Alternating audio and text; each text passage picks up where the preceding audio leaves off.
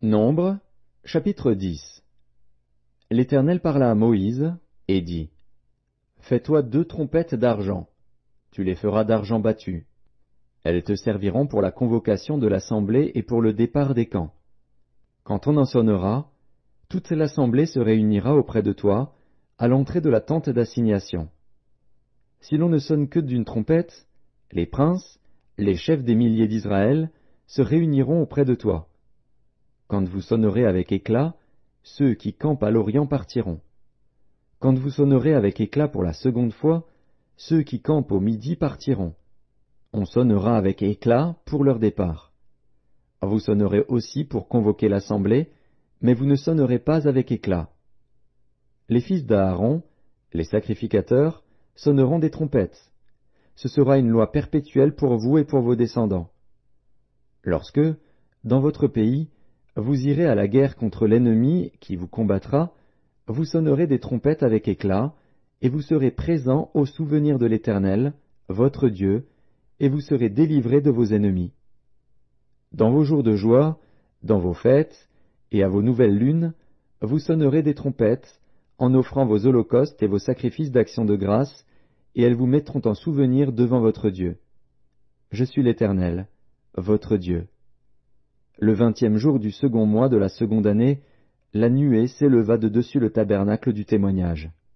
Et les enfants d'Israël partirent du désert de Sinaï, selon l'ordre fixé pour leur marche. La nuée s'arrêta dans le désert de Paran. Ils firent ce premier départ sur l'ordre de l'Éternel par Moïse.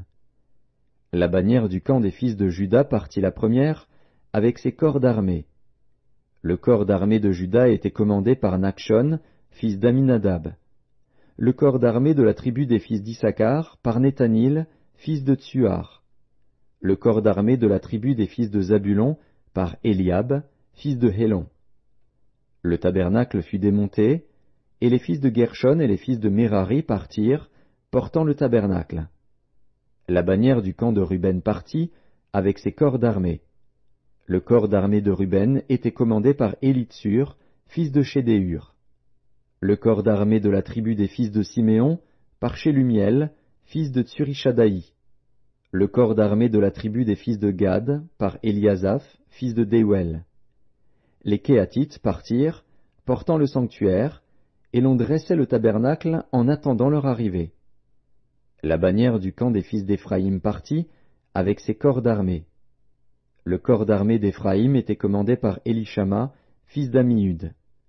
Le corps d'armée de la tribu des fils de Manassé, par Gamliel, fils de Pédatchur.